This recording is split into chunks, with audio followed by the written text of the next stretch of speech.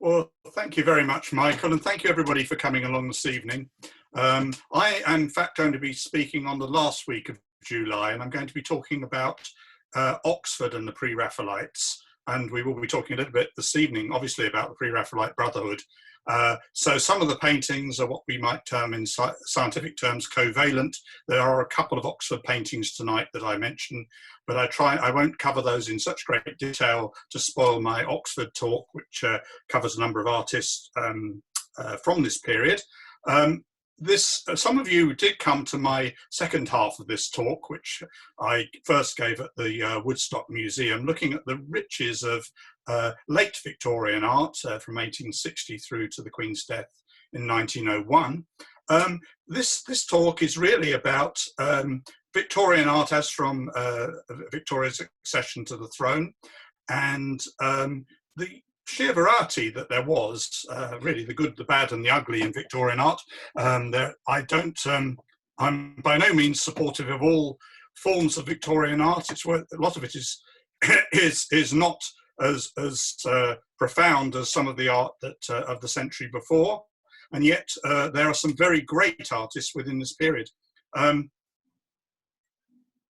As we open with the slide tonight, we'll be looking at Sir Edwin Landseer's painting, The Monarch of the Glen.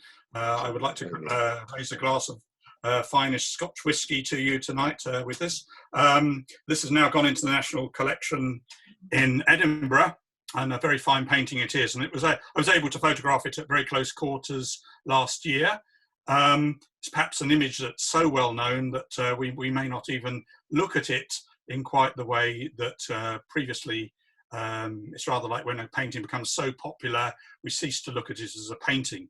But he is going to be an artist we're going to look at tonight, Edwin Landseer, probably worthy of a talk by himself. But anyway, I'm going to show you tonight aspects of Victorian art and its development and what its legacy, the legacy of the great artists like Constable and Turner, and moving into a new period that was one of great change in the visual arts, as it was in literature, as it was in science. And these are reflected in the paintings of the period.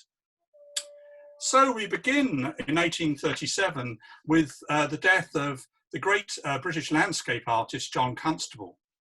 Now, a lot of people, obviously Constable predates the Victorian era as such, but his art certainly ushers in this new period of art within Britain, and his art exemplifies the growing fascination of science, particularly scientific study of clouds and meteorological conditions. It also mirrors the great changes that were going on in Britain at the time, the Industrial Revolution. Many of Constable's paintings are painted in boatyards or beside lock gates near the new railway lines. So although they are ostensibly rural, they comment on man's place in nature and man's relationship, and perhaps an uneasy relationship with the world around him. And here, this is a wonderful painting by John Constable, painted slightly before his death. It's a copy, actually, which he painted, a replica, which is in the Frick collection in New York, of Salisbury Cathedral from Bishop John Fisher's grounds. And you can see the bishop and his wife pointing up to the great spire of the wonderful cathedral in Salisbury, set against a dramatic sky. Now, an interesting fact about Constable, and particularly through this period, the Victorian period, was that Constable's paintings were far more celebrated in France than indeed they were in England. In fact, he sold only 20 of his large canvases in England, whereas he sold an equal number in France, and was celebrated by many of the French artists, particularly Delacroix, who commented upon his bold technique and his brushwork. And in a way, it is summation of the Romantic period, is Huntley Constable's work. And Victorian landscape art, it would then take another 20 years before we see the development of a new style within British landscape art. We are in the zenith of Turner's work, the late Turner's work at this time. Luke Howard published earlier in the 19th century on the clouds, and in fact scientific names for clouds and the cloud formations. And you certainly can see this reflected in so many of Constable's paintings. And artists were taking a really great interest in a scientific examination of nature, and we're going to see this in reflected in a number of ways in painting, particularly as we close this talk tonight, where I close with William Dyce's great painting Pegwell Bay. We look at an entirely scientific vision of nature. And so if you can keep this painting by Constable, who died in 1837, same year as Victoria acceded to the throne, and Dyce's painting, which is going to be 1859. So we move on. So I'm going to look at two very different Victorian artists to start with, just to cite them. One, William Mulready, an Irish artist who was incredibly celebrated in the early Victorian era. A painting here, this one is from the Victoria and Albert Museum. It's called The Sonnet. It's pretty typical of his genre painting. It has everything that would delight a Victorian audience. It has a narrative. It has a sort of sentimental approach to it. The young woman is reading her lover's sonnet. It has a touching, beautiful colour to it. It has a beautiful balance between the two figures. This is something that is really really much more developed. If we think of paintings by David Wilkie at the time, this new style where you could actually hide figures in non-classical poses was coming into Victorian art. And Mulready was a highly celebrated artist, and a great collection of his work we found at the V&A. He was particularly brilliant at life drawing as well. So some of his finest drawings are in fact beautiful pencil and graphite and chalk studies from the nude. But do note the background here, although it's set in a rural rocky background, although it's a detailed painting, it has nothing like the myopic detail that we see in paintings of about 14, 15 years later by the Pre-Raphaelite Brotherhood. So this precedes the Pre-Raphaelites, and yet some of them look to William Mulready as a sort of prototype, as an influence in some ways. And certainly his colour was much more luscious and beautiful than many of the Victorians of that period, who tended to be quite heavy, darkened corners, and often they were cottage interiors, and maybe I'll show you a couple of those. Now this painting on the right is by a very different artist, a romantic artist, and an artist who, well, what can I say about him? Charles Dickens commented upon him, and he wrote after Haydn's suicide in 1846, "All of his life he had utterly mistaken his vocation. No amount of sympathy with him or sorrow for him in his manly pursuit of a wrong idea for so many years, until the dint of perseverance and courage, it almost began to seem right one, ought to prevent us from saying this, he was most unquestionably a very bad painter, and his pictures could not be expected to sell or succeed." Dickens observed that Haydn's art to be quite marvellous in its badness. Now, when I graduated, I worked at Exeter Museum, the Albert Memorial Museum in Exeter. And this painting is in the main gallery in the art gallery in Exeter, really because we couldn't move it. It's so large, they sort of built the gallery around it. And the curators were often saying, "Oh, that awful painting by Haydn, it's so large, it's all out of scale, the proportions of the horse are wrong," all sorts of things about it. And it sums up all that maybe that people criticise in art of the earlier part of the 19th century. It depicts Marcus Curtius leaping into the Gulf from the story about that there was a chasm that opened up in the Forum following an earthquake, and the only brave Roman to he took his horse and went in and jumped it over the edge into Hades, and thus the great chasm was closed up. And it's a picture about heroism, but it's also one that is prescient actually of Haydn's suicide, because Haydn, perhaps something about the best thing about Haydn was that he wrote lots of letters, and they're collected, and it's about his almost terrible struggle as an artist, with the constant rejection of his paintings. He was a friend of Robert Peel, and he did plead for other artists. In fact, he was the one who got funding for the new Westminster murals and frescoes. Remember that the Westminster had burnt down, and they in the new building after 1834, and the Palace of Westminster was going to be decorated by the finest art of the period. And Haydn, as he was the one who had pleaded for artists' work to be represented in the Houses of Parliament and House of Commons, he naturally thought that he would be picked as one of the leading artists of the day. Unfortunately, he was looked over, and Haydn took his own life, but he was even unsuccessful in that. He shot himself, and that didn't work, so he cut his throat with a razor. So a sad story, but one that really sums up a lot about the great ambition of some of the early Victorians. He was really from a slightly earlier era, but he died just into the Victorian era, and it's a tragic tale. And this painting still to this very day is in the art gallery in Exeter. I know it well. I used to pass it every Monday morning, and as I sorted out other things on the walls, but we could never move this particular painting. Okay, so we come to Oxford Ashmolean Museum, and here is another artist of the early Victorian period, John Linnell. Now, I haven't chosen to do one of his very finished paintings.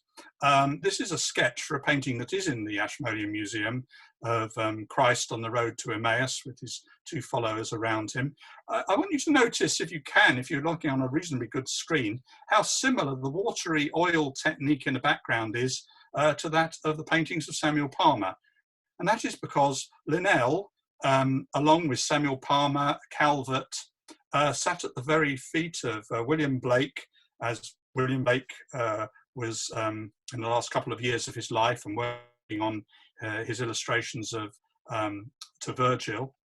And Linnell befriended Blake, and that's a little portrait drawing of William Blake that Linnell did. And Linnell was a very fine artist of the first part of Victoria's reign. He painted many landscapes.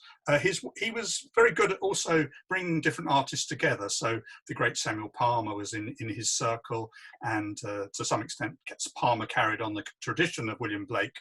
But by the time Palmer enters the Victorian era, his art has declined somewhat and is no longer as exciting as his early Vale of Vision Shoreham period. Yet Linnell continued to paint. He paints some very fine portraits. He is a stalwart member of the Royal Academy and is an excellent artist. Many of his landscapes are lovely stormy skies, and are well worth looking at. And we have some fine examples in the Tate Gallery, Tate Britain. So we come back to Sir Edwin Landseer, one of the preeminent artists of the Victorian period, and certainly an artist favoured by the Queen herself and her consort, Prince Albert. Now, this is an interesting painting. This is painted from Isaac Amber and his animals. He was a showman, and he set up shows in private grounds and at Drury Lane, and he performed with the wild animals. And it was a spectacular show. I don't think any of us would approve of this type of show today, but it involved lions and tigers and cheetahs. And the final tableau was the biblical one of the lion lying down with the lamb. Unfortunately, sometimes the wild animals got a little bit too frisky and ran away with the lamb, which didn't suit. But Amber survived all this. Queen Victoria went to his shows 2 or 3 times, and she was, as a young woman, very, very taken with Amber's show. It's interesting because here we're looking from inside the cage, which is an unusual idea in itself. And please notice the lion behind the showman. And I'm sure that will remind you of the great Landseer lions that are at the base of Nelson's Column. And of course, later on, Edwin Landseer, who was primarily a painter in oil paint and watercolour and chalk, was employed to make the 4 great lions that are at the base of Nelson's Column in Trafalgar Square. And that was really a bold thing to be commissioned to do those, because you know, an artist who works in 2 dimensions may not always be able to realise things in 3 dimensions, and yet Landseer was able to pull that off. And if we look at the lion on the right, we can see that even that idea, even in the late 1830s, was in his mind. And it wasn't until much later, of course, that Landseer's lions are constructed. We couldn't talk about this period without mentioning the great British artist J.M.W. Turner. And here are 2 of his finest paintings. The Exile and the Rock Limpet depicts Napoleon in exile on St. Helena. As is always with Turner, there is an ambiguity about it. He makes no judgment necessarily about historical figures. Indeed, figures are a subsidiary role very often in Turner's work, overwhelmed by the forces of nature. And this is a case in point. Turner commented, behind Napoleon is a red sunset, much as in the painting on the right-hand side, which of the Fighting Temeraire, a sea of blood, he called it. And indeed it is, because it is also true to atmospheric effects, but it does also indicate the bloody history of mankind. And in fact, a painting I haven't shown tonight is the slave ship with the slaves being thrown overboard. Very often there is violence or an indication of violence within Turner's work, but these are dwarfed by the monumental forces of nature. And Turner was such a wonderful manipulator of oil paint. His colours are so rich and so well balanced, his perspective so true. He is able to even in the smallest sketchbook, create a huge space. And his understanding of pictorial space is like really no other artist. He must be Britain's foremost artist, and certainly in my opinion, one of the very greatest artists. On the right, we have the Fighting Temeraire tugged to her last berth to be broken up. And this too, in a way, comments on history, because the Fighting Temeraire was one of Nelson's great ships. And here it is being taken for its last tow down the Thames to be broken up at Rotherhithe.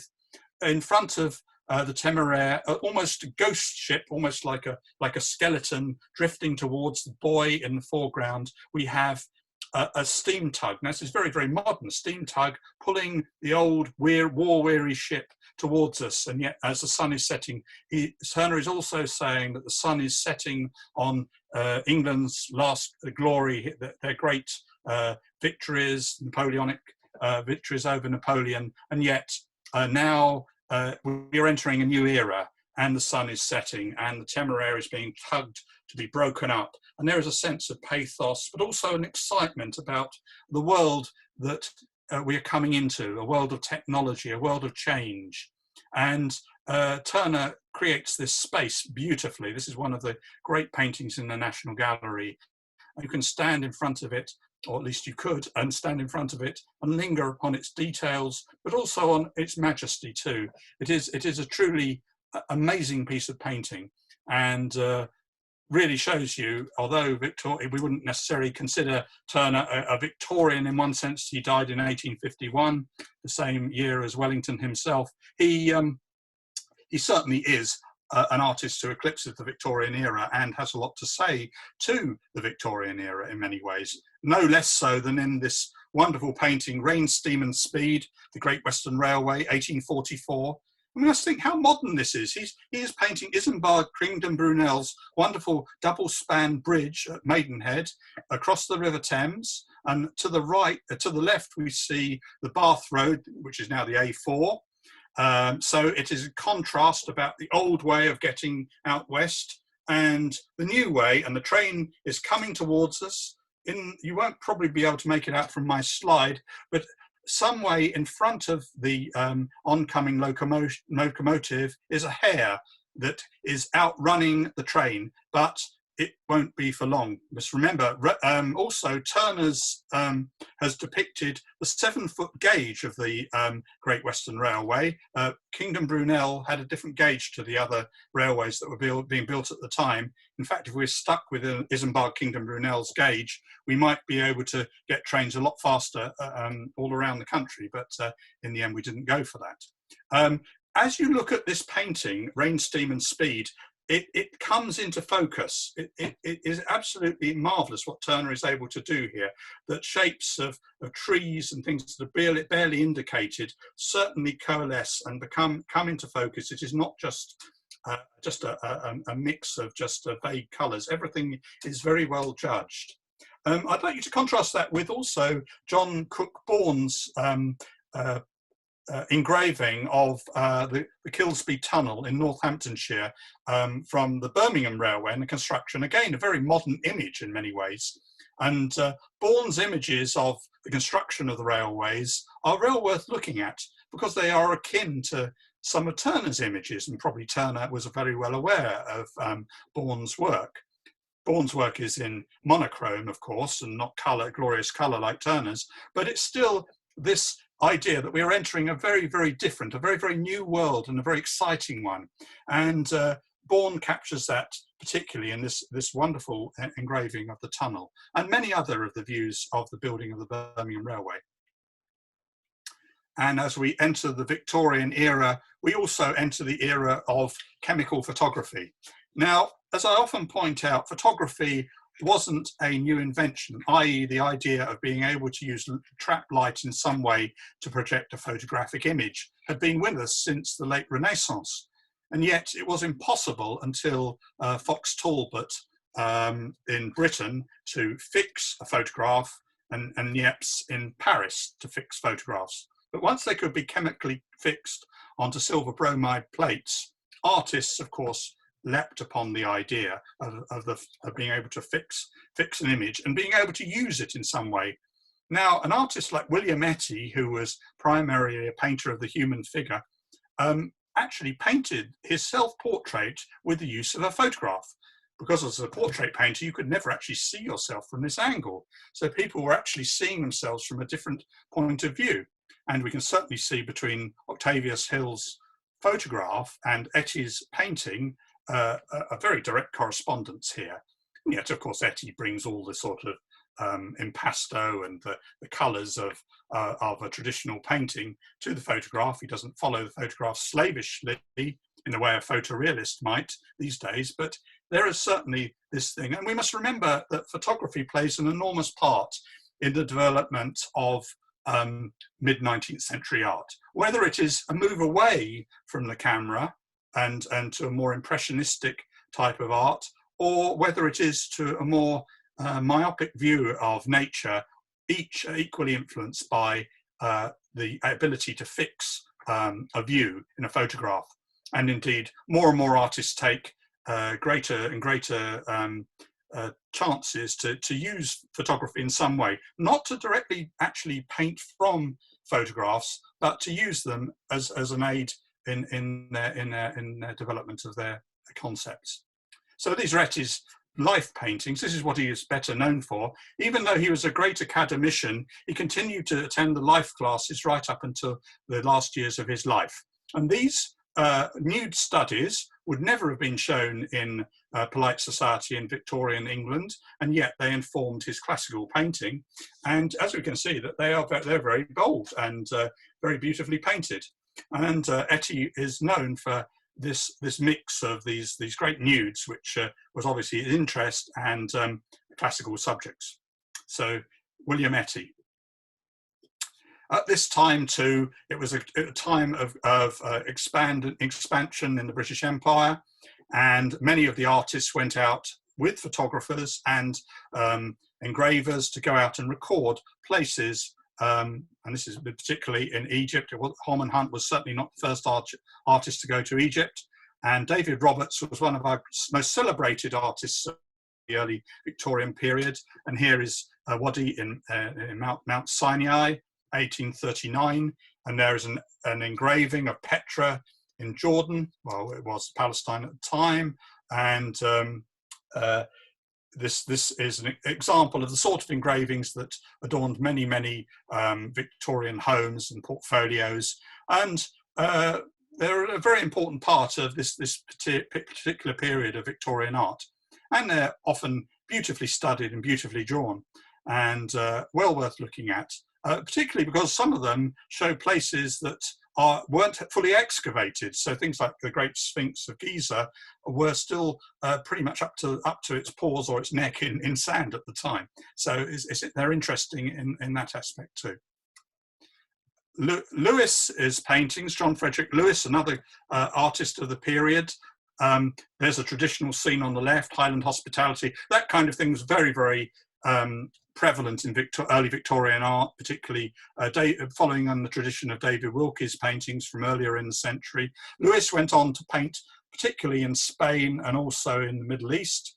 And here is a painting imagining Murillo, the great Spanish artist, painting in the Franciscan convent in Seville.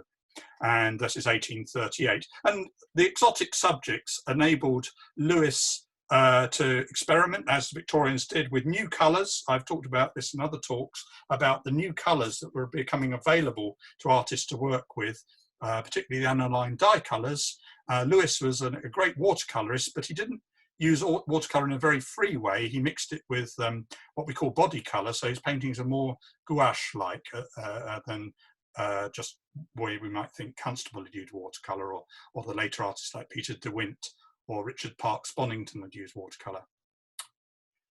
The Victorian era also saw a great period for what we know as fairy painting, and no greater artist of depicting fairies and the world of Midsummer Night's Dream was Noel Paton, a Scottish artist who was later ennobled. But the fairy subjects were incredibly popular. Even back in the 18th century, Joshua Reynolds had painted a picture of Puck, but you really couldn't turn around in a Victorian living room without an engraving from Midsummer Night's Dream. And this is a very fine one, which is in the National Gallery of Scotland.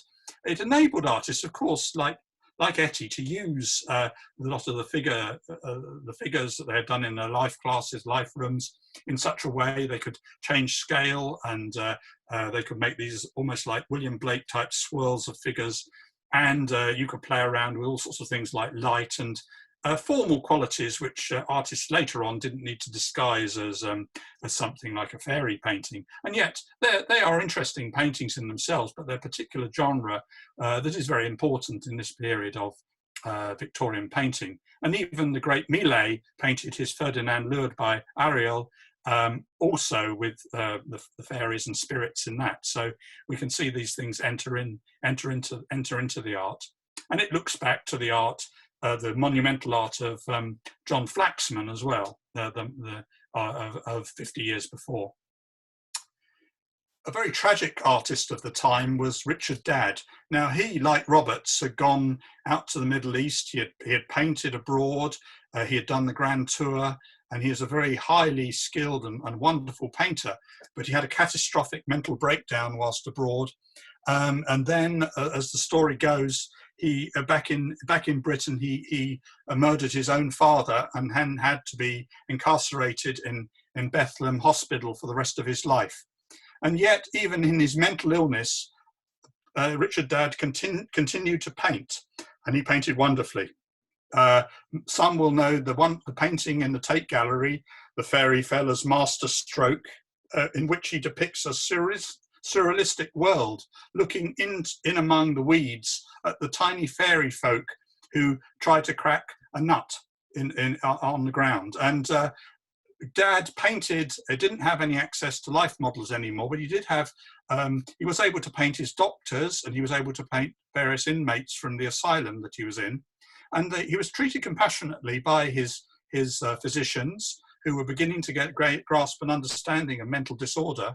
And we should not think of Victorian institutions at this stage as grim, terrible places where people were shut away. Indeed, perhaps they were to some extent, but not always, because Richard Dadd was certainly befriended by his physicians, and they took a great interest in using art as a therapy to help him recover from his terrible trauma.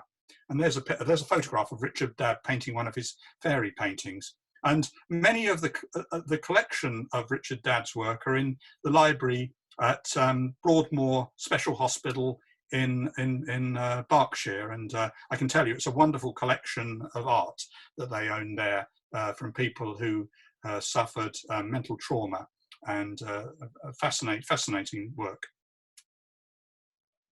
A great artist of this period is Daniel Millais, and I chose this one because really, as with Oberon and Titania in the Noel Paton painting, we have a Shakespearean subject, and really Shakespeare was the dominant picture source throughout certainly all the earlier Victorian era. And Millais was a very, very fine painter. He had been employed on the Westminster murals to readorn the House of Commons and the House of Lords. You might at first sight think, oh, this looks quite pre-Raphaelite, but it isn't really, because its composition has a dominant pyramid in it. It is quite well delineated, and the colours are balanced. These are professional models, indeed actors, not common family members that the pre-Raphaelites chose to use. So this is a fine painting, a good example of Daniel Millais's art. Millais was in fact one of the chief muralists in the house in the decoration of the new Palace of Westminster, and his work, if you're fortunate enough to go into the Palace of Westminster at some point, you can actually view some of his best known works there. And also at Wellington College we have a huge painting of the Battle of Trafalgar there as well. And Millais also, the other great subject matter for Victorian artists was the Bible, and this is Noah's sacrifice. We can notice an element of Landseer in this painting too, all the animals in the background particularly, and the sacrifice, but the lamb in the foreground. Again, the structure of the composition I wanted to point out is a pyramid type composition, a classical composition, and this was anathema to the Pre-Raphaelite Brotherhood, who we're going to just look at in a minute. But it depicts the aftermath of the Great Flood, Mount Ararat, and the rainbow promise sign of the covenant of the Noah's covenant. And we see also the beautiful ark of the angels of the covenant in the background. This is in Leeds Art Gallery. The court painter Xavier Winterhalter painted for most of the great royal families of Europe, and this is a typical painting of his. He of course painted Queen Victoria and Prince Albert many times, but I think this is interesting to see, because Winterhalter was a wonderful painter. He could paint texture beautifully. He was quite good. He worked in Britain at times. He was highly sought after, of course, extremely expensive to hire, but he was a marvelous painter.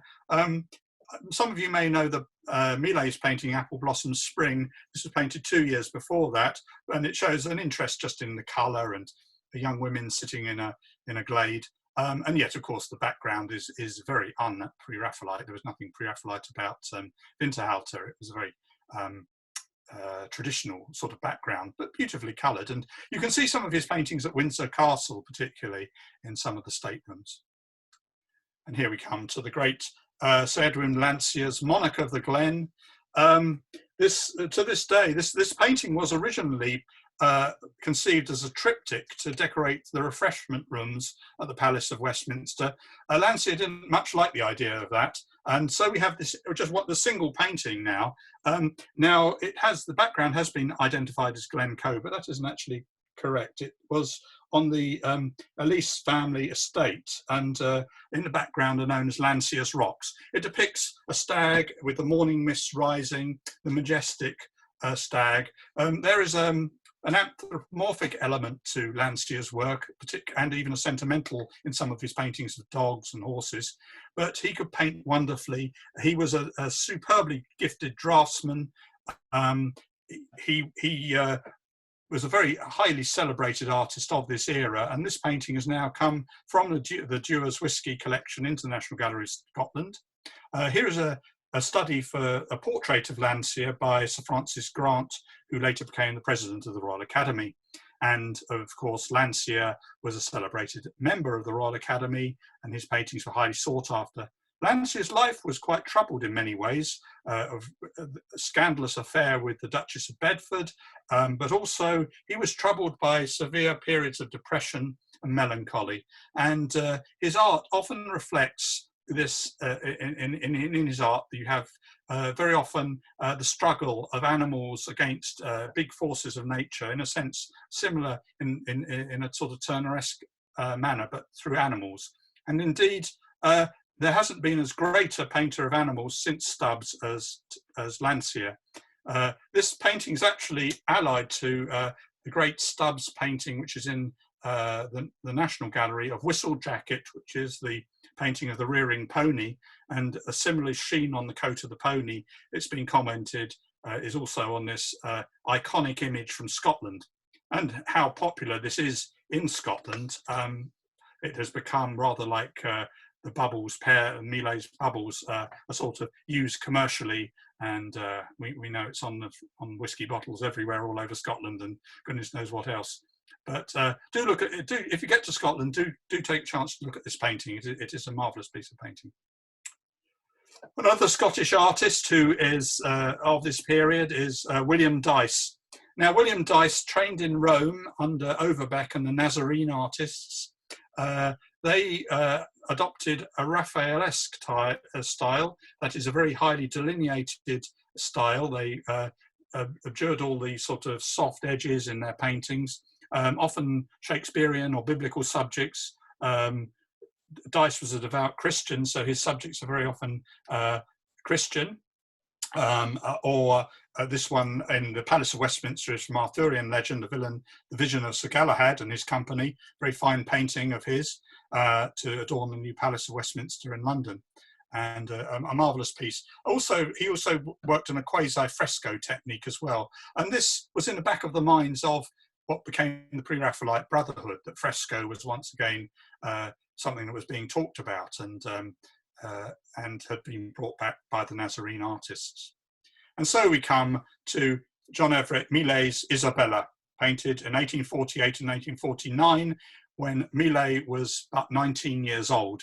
Millais had been the golden boy of the Royal Academy, had not put a foot wrong, and yet he meets up with Hunt and Rossetti and Collinson and Woolner, and they form a brotherhood at his house in Gower Street, and they look to an art that would, in contradiction to the high art of people like Maclise, you're looking at an art here that looks back to Florentine art, to the art of Hans Memling and Van Eyck.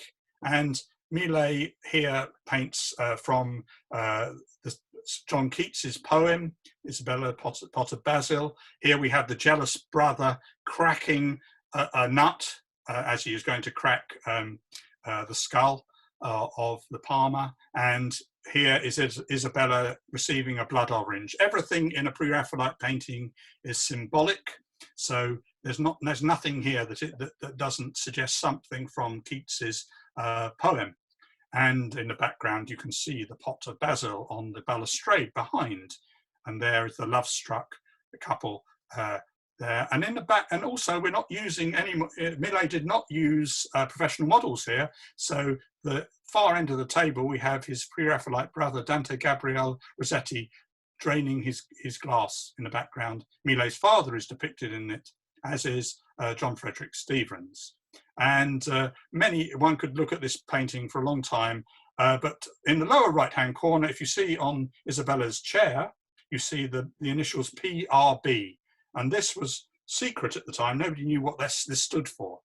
this painting, unlike the next one I'm going to show you, was highly praised at first, and even though they decried the idea that Millais was painting in a sort of what they considered a retrograde style, they couldn't deny that this was one of the great, highly skilled piece of painting, and a very, very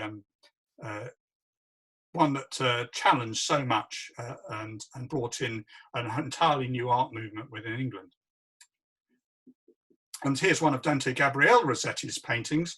Behold the handmaiden of the Lord. Here we have Gabriel coming to Mary with the arum lily and announcing that she is to bear the Christ. A very highly unconventional painting in many ways. You would never use white in this way. This would be a no-no in Victorian art up to this point. And yet Rossetti boldly paints the tapestry in crimson and the blue behind Mary's head. The pose for the Virgin Mary is in fact Christina Rossetti, the poet, and we know her work through hymns and poems in the bleak midwinter particularly, and the Goblin Market, and maybe sometime we'll just look at her poetry. But Dante Gabriel Rossetti, although he was training at the Royal Academy schools, he was not of the skill of either Hunt or Millais, and he chose to basically, after his paintings got quite a lambasting, he showed privately, but he's a great influence upon many of the younger school of artists, and particularly as he moved into painting watercolours, he was celebrated by John Ruskin, and he was a great influence upon William Morris and Edward Burne-Jones. Above us is John Roger Herbert painting, which is in the Guildhall Art Gallery, which shows a traditional religious painting of the period, 1847, so coming 2 years before Millais' painting of Christ in the house of his parents. And yet it's far more conventional in many ways, and there are some forms of, it's slightly idealized in a way. So the carpenter's shop here is really tamed down. But if we come to Millais' version, well, we come to the heart really of the scandal. And this is when the tide really broke. And it was very controversial when exhibited, not least because it exhibited the young Jesus and Mary as they would put it, as street people. They were not idealized in any way at all. And in fact, the most vehement critic of this painting was Charles Dickens himself, who said, "So hideous in her ugliness that she would stand out from the rest of the company as a monster in the vilest cabaret in France or the lowest gin shop in England." Critics also objected to the portrayal of Jesus, as one complaining that it was painful to see the youthful saviour depicted as a red-headed Jew boy. Dickens described him as a wry-necked, blubbering, red-headed boy in a bedgown, and appeared to have received a poke while playing in the adjacent gutter. Other critics remarked that the figures showed examples of rickets and disease, and it brought an enormous controversy about it. So some of those comments were no doubt, as there was against the background, certainly in Dickens' work, with his depiction of Jews in depiction of Fagin, there was something about the depiction of an Ashkenazi Jew as Jesus this was a revolutionary thing. Not since Rembrandt had Jesus been painted in this way. And it also, like the paintings that I've shown you by Hunt, that it looks at the particular and the detail. And so the carpenter's shop is not tidied up. The floor is full of wood shavings, and yet every object, as in the Isabella, is symbolic. And the nails, of course, are symbolic of the crucifixion, and the drop of blood upon the young Christ's feet symbolizes his crucifixion. And the young John the Baptist comes with water to cleanse. And in the window we have the sparrows, which reminds sparrows are sold for 2 a penny, and yet your heavenly Father, not a sparrow falls without your heavenly Father noticing. So every single thing in this painting depicts something from the gospel or from scripture. And behind the sheep, Millais didn't actually go out in the fields. This was the heads of the sheep in the background were painted from a local's butcher. So it's a very interesting painting, and we have Jacob's ladder in the background with the dove representing the Holy Spirit above Jesus' head. And so this painting I showed you the other week when we were talking about Holman Hunt, the Hireling Shepherd, likewise a very powerful painting. And I took a detail from Millais' most celebrated work, Ophelia, which is painted from the model Elizabeth Siddal, who they met in a milliner's shop. She was known as a stunner, being young men. They were very attracted to the beautiful young women of Victorian England, and they chose them as their models, very often in Rossetti's case with disastrous results. But we may comment upon what happened later on to Elizabeth Siddal in another talk. However, here is Millais painting Elizabeth Siddal as Ophelia drowning. And these two paintings, the two artists working on nearby each other, as brotherhood of artists do, Millais' application of paint is absolutely stunning. You must remember that these artists painted no more than the size of a 10p piece a day on their paintings, and a head would take a complete sitting, and it was painted into a wet white background to emulate fresco, but also to give the painting great luminosity. And so the colours are still as true today as they were when Millais painted them in 1851 and 1852 near Epsom at the Hogsmill Stream. And you can still go to the Hogsmill Stream and probably even look at a willow tree and wonder if this is the one in which Millais depicts. And of course the story is that Millais was so concentrating on painting Ophelia's dress in a cold bath, in a bath in his studio, that the candles which were heating the bath went out, and Elizabeth Siddal caught a cold, and in fact she became quite sickly, and certainly later on became very ill and died of a premature death. But that is a whole other story. Millais was also very capable of painting little heads like this, and this is a lovely one called The Bridesmaid, which is in the Fitzwilliam Museum in Cambridge. Beautifully painted, but it ushers in a whole new level of aestheticism in Victorian art. Look at the way he's painted the salt shaker. Everything is so beautifully touched and observed.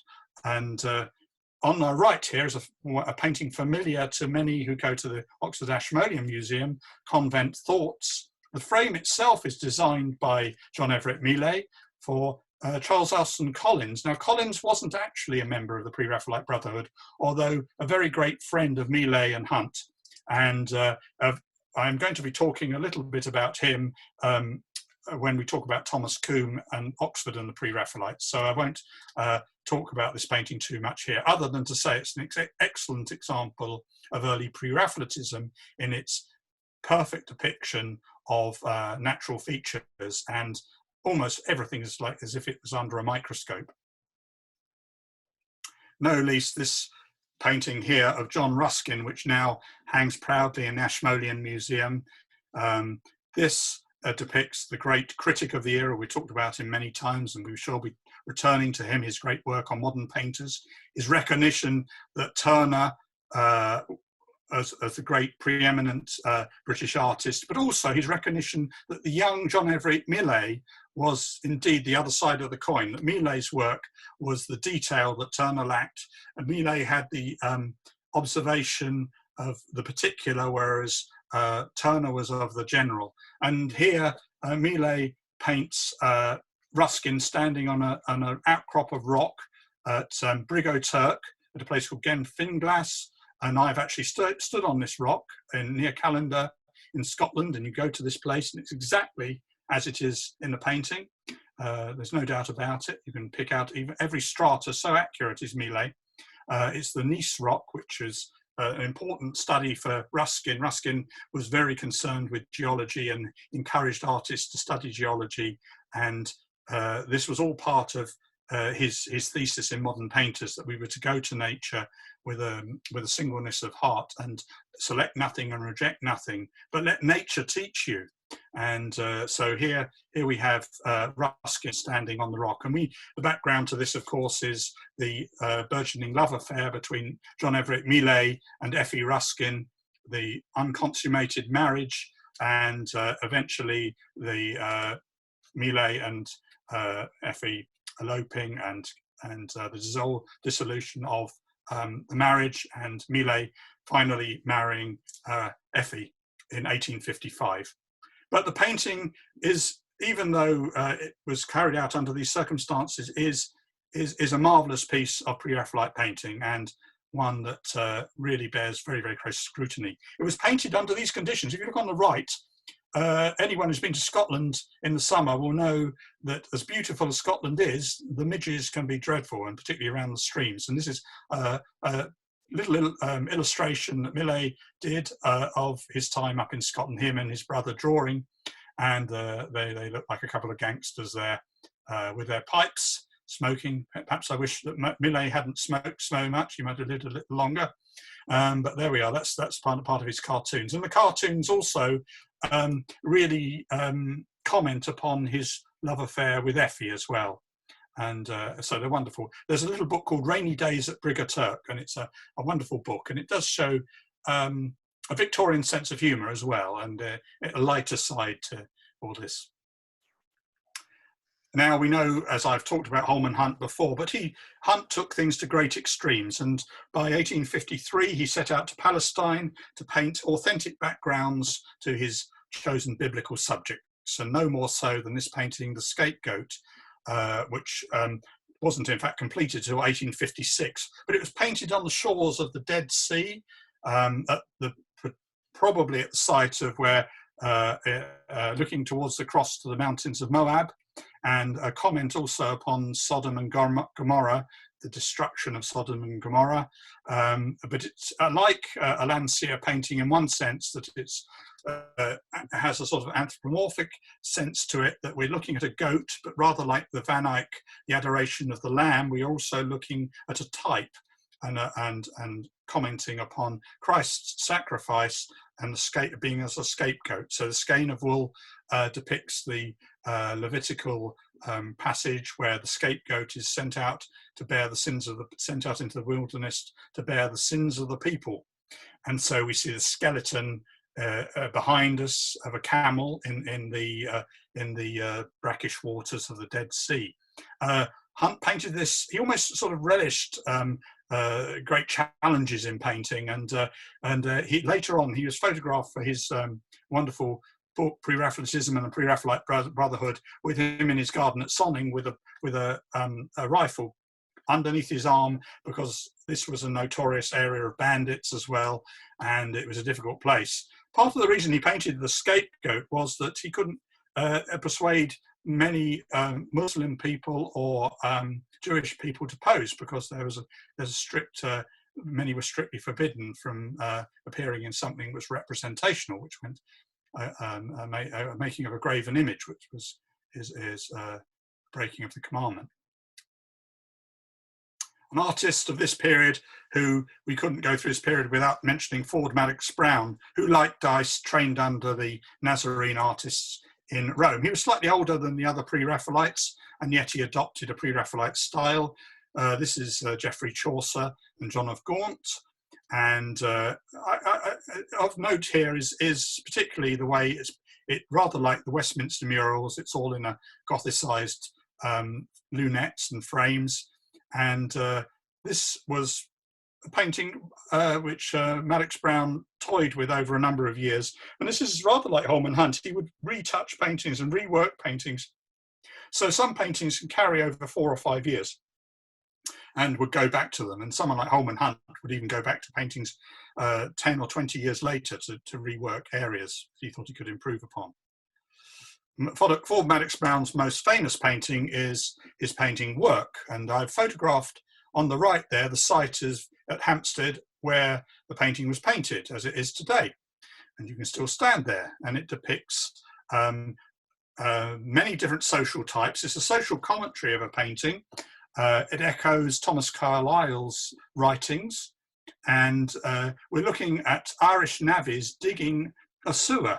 But you can notice almost in a different, there's almost an order of society. As you look up the lane, you see the well-to-do at the top, and as you come further down, you get to the street urchin.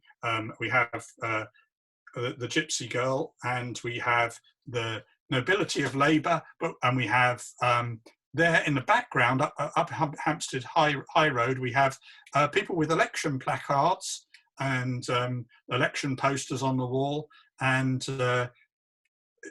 it's a really great painting. It's in two versions. One version in Birmingham City Art Gallery, the other one is in Manchester, and both are pretty much the same, although they differ in certain details. But it's a very interesting work, and it's all painted. The outdoor part is true to Pre-Raphaelite technique and painted in really extremely strong colour. But the Pre-Raphaelites weren't the only artists to paint very, very detailed paintings during this period. I've mentioned in my other talks William Powell Frith, and Frith, the great painter of Derby Day, also painted this painting of Ramsgate Sands. And here it records Victorian life as it would live. We have almost every type of sort of a social class, as in the Madox Brown painting, but Frith doesn't make any pretense to be a Pre-Raphaelite. Of course not. He's a painter more allied to someone like Charles Dickens in his social commentary. He looks at very, very different people. So we have people, we have black-skinned people in this painting. We have fair-skinned people. We have wealthy people. We have poor people. We have people on a day trip and people and locals. And we also have an accurate depiction of Ramsgate as it stood at the time. And in fact, this was before the building of the Winter Gardens here. You can see the obelisk in the background, and you can Google Earth display. You can see it's absolutely accurate in the way it's done. Interesting though, isn't it, that to view this, you would actually have to have been out on a boat looking towards shore. So it's an interesting thing. So in a way, Ramsgate Sands is all about the people, as is Derby Day all about people. It's not about horses, not about horse racing. It's about what people do, as is his painting of the railway station at Paddington Station. He's a marvellous artist, is William Powell Frith. He became, towards the end of the 1850s and early 1860s, he fell out of vogue really, because he was never painterly. His work's always really tightly painted. But I would ask you, if you ever get to the Royal Holloway College and you look for some of his sketches, there is a sketch for his painting of the railway station, which is really almost looks like a piece of French Impressionism. And possibly had he stuck with that, he would be better known today. But there is William Powell Frith. Rather like the Winterhalter painting, you notice all the wonderful crinolines along and the women's dresses and their parasols. Artists still enjoyed colour, really enjoy colour, and no more so than in Victorian costume. And these things could be beautifully painted and beautifully done. And they're quite large paintings too. This would have taken 2 years to paint. Richard Redgrave was not a Pre-Raphaelite, but he was influenced by the Pre-Raphaelites, and he also echoes a lot that was going on at this time in the 1850s. It's 1856, the emigrants' last sight of home. This is something that was happening at the time. We probably discussed it in our other talks. And for Madox Brown too. Here, The Last of England. This is his Pre-Raphaelite brother, well, the Pre-Raphaelite brother, Thomas Woolner, leaving these shores to look for a better life in Australia. And this painting is in Birmingham City Art Gallery, and you can see the young child under his wife's cloak. Woolner fortunately returned to Oxford to sculpt some of the wonderful sculptures that are in the University Museum that we're going to look at in 2 weeks' time. But again, he's using the beautiful Tondo format, which was quite innovative in its time, and the composition is again equally observed. We have rather like one of those little steam tugs in the background of the Fighting Temeraire, but it's painted in a very different way to Turner would have painted that. And we have the cabbages in the foreground hung on the outside of the rope edge to the ship, which is really rather too crowded for comfort. And there we are. But that's one of the most famous paintings of this particular era. One could talk on this for a long time, but I'm not going to go on about it. An artist who really came on the scene in a very, very big way, and I'm going to be doing a talk on him in September, is Frederick Leighton, who later became Frederick Lord Leighton. And this is the first painting that he exhibited at the Royal Academy. And this, in 1856, really took the Royal Academy by storm. Cimabue's celebrated Madonna being paraded through the streets of Florence. It is a marvellous painting which was bought for the nation, and it's now in the National Gallery. People often completely miss it as you tend to walk underneath it as you go up the steps into the main gallery. But it is a marvellous piece of painting, wonderful piece of colour. Leighton's still in his 20s when he painted this, and really the fight was on now, because Millais and the Pre-Raphaelites saw that there was also a growing interest, not only in, as the Pre-Raphaelites were in the medieval world or the world of the past, but also in aestheticism, that the colours were becoming very important, and this frieze-like painting brought in something new. And although this is not Leighton's mature style, it is an exceptional piece of work.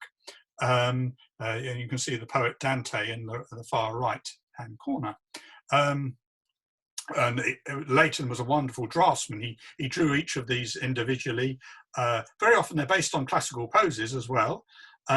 So he made lots of bits of studies for this, and some of his studies are very beautiful and kept at Leighton House. This particular painting, though, ushered in and really something new in Victorian art. And as Victorian art progressed, we notice that Leighton paints these subjects from the classical world or from the world of the late Middle Ages in a way that brings about many other artists like Edward Poynter particularly, and later Alma Tadema, who I've discussed in other talks. So this is Leighton. Couldn't really look at this earlier period of Victorian art without looking at this type of painting. And as the Victorian novel commented on these problems within modern life, so did an artist like Leopold Egg. Now, Leopold Egg, rather like Hogarth, painted series of paintings which sort of told a story, and rather like Dickens, who serialized his work. So the painters did at the time, and this is called Past and Present. And I'm showing you number one, which is a wife breaking down at her confession of adultery.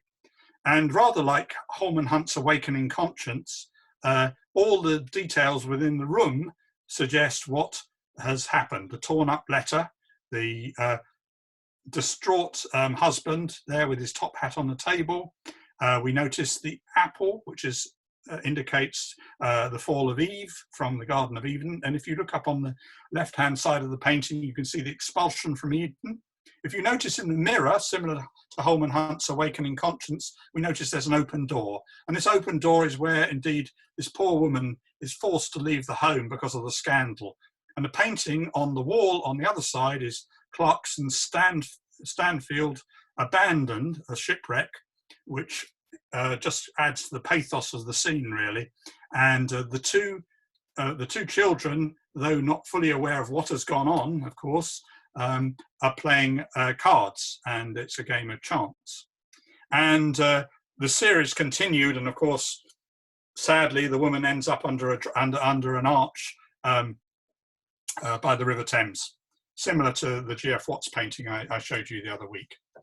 And here we have one called Broken Vows, which I thought it'd be fair to show that it wasn't the woman who was always to blame. Here we have Broken Vows, and we have the young husband in a dalliance with a young woman behind the fence, and the young woman heartbroken as she hears her husband, who dangles some cherries to the other woman whose face is obscured by the broken fence. And both these paintings are painted in quasi Pre-Raphaelite technique, although neither artist could be considered Pre-Raphaelite. Leopold Egg's other great painting, which I'm not going to show you tonight, is the Railway Carriage, and I think that's a very fine painting. I could have included it, I just don't have time to. But he is a fine artist of this period, and his grasp of detail and subject. It's also allied to, of course, Victorian book illustration, and that would be something we could study at some time. The Dalziel brothers engraving many of these sort of scenes, and which were depicted in things like Once a Week and in the Cornhill magazine. and of course they echo the work of Dickens as well, very much. These paintings are something beloved of the Victorian public, narrative paintings that look to Hogarth, but also look to the novels of the period. And so we come to a painting, as I mentioned at the beginning. This is William Dyce, who we saw, who did part of the Westminster murals. This is his painting called Recollection of October the 5th, 1858, Pegwell Bay, really just known as Pegwell Bay these days. But it's a very interesting painting by a religious man of his family. It is the tide has come out of from the Pegwell Bay near Ramsgate again, near where William Powell Frith's painting was. The tide has receded, which rather echoes Matthew Arnold's painting, Matthew Arnold's poem Dover Beach, about the retreating tide being like the questioning of faith. And it happens also in this particular painting, because his family are looking down at the ground and they are picking not only seashells but fossils. And also he picked Pegwell Bay because of this stratification. And you must remember, this is the same year as Darwin is working on his Origin of Species, and later paintings like this begin to examine a scientific understanding of nature, and also that the actual age of the Earth might very well be much older than had been presupposed. And so the painting is in an almost free photographic manner. In fact, it was criticised from being painted from a photograph, but Dyce is such a wonderful draftsman, I don't think that's the case. He may have used photographs to inform it, but he wouldn't have painted it from photographs. This is in the Tate Gallery in London. So it's a wonderful painting. Up in the top right-hand corner, you may be able to make out there is also a comet as well, which it also indicates the study of astronomy, man's place in the universe. It's interesting, he also picked Pegwell Bay because this was the place where St. Augustine landed in 597 and went on, of course, to bring Christianity to the British Isles. So, in fact, this painting has a lot of areas of significance for both William Dyce and for Victorian society, and is a profoundly interesting and thoughtful painting, and unfolds more the more you look at it, actually. I certainly find it a lot more interesting than these Westminster mural paintings. Now, by the end of the 1850s, the artists of the Pre-Raphaelites were moving in their own directions, and no more so than the young John Everett Millais, who here he's not yet 30, and in 10 years, this is painted 10 years after his painting Isabella, to bring in the Pre-Raphaelites. This is a painting called The Vale of Rest, taken from the words of the opera, The Vale of Rest, where the weary find repose. It depicts two nuns in Canol graveyard near his wife's home, Bowswell, and that is in fact painted in the back garden, and also the old graveyard in Canol in Perth. It similar to his painting Autumn Leaves of the young girls with the bonfire, it depicts the end of the day.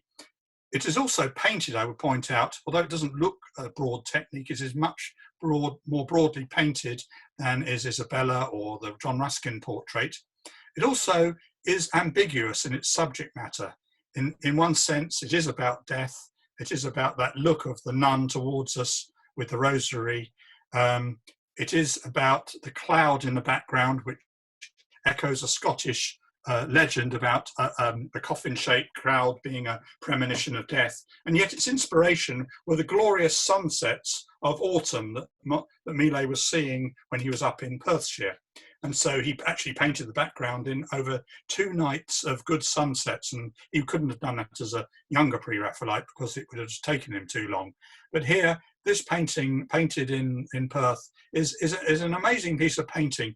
It was criticised for being very ugly. It was criticised that how could possibly a young woman dig a grave like this, and also Millais, rather like some of the other Pre-Raphaelites, was too obsessed with these enclosed orders.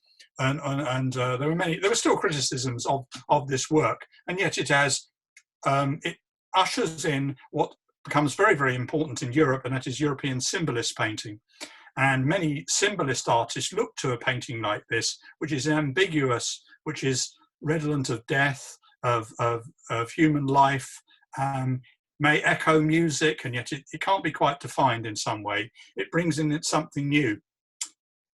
And so we move on to another artist who came into the Royal Academy in 1859 with this painting, also slightly ambiguous, at the piano.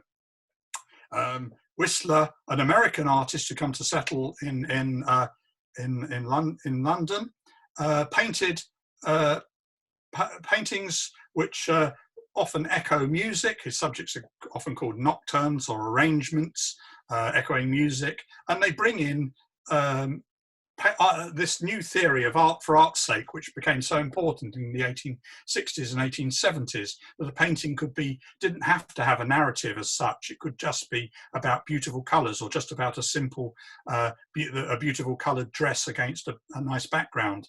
And this is 1859, so this is 10 years before this sort of thing was going on in France. You know, Whistler was painting these type of paintings, which people in France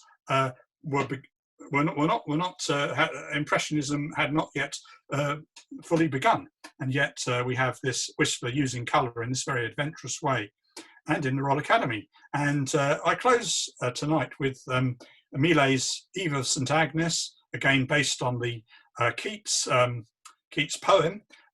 This is a painting of Effie as Madeleine, as she takes off her clothes before going to bed, and the beautiful moonlight falling upon her dress. And this is painted at Knowle Park in Kent. But just notice here the technique that Millais is now using. It is a loose technique, much closer to Whistler than it is to Holman Hunt. Millais could adopt a new way of working very, very well, and a management of colour is marvellous. Capturing moonlight in this way is something quite new, and we were very fortunate to see this painting in 2007, 2008, because it is in the Royal Collection, and so can't be seen in a public gallery. And yet it's a wonderful piece of colour. And Millais, and there is this interplay between Millais and Whistler, as I pointed out when I talked about Millais' portraits, and that is indeed an example of an early instance of that. So I hope I've shown you something of the riches of early Victorian art, right from the heights of Turner to the depths of Haydn, that it is an art of great variety and of a lot of interest, and a lot of interest to anybody who's interested in this particular period, because it echoes what's going on in literature, and it echoes the world of science. So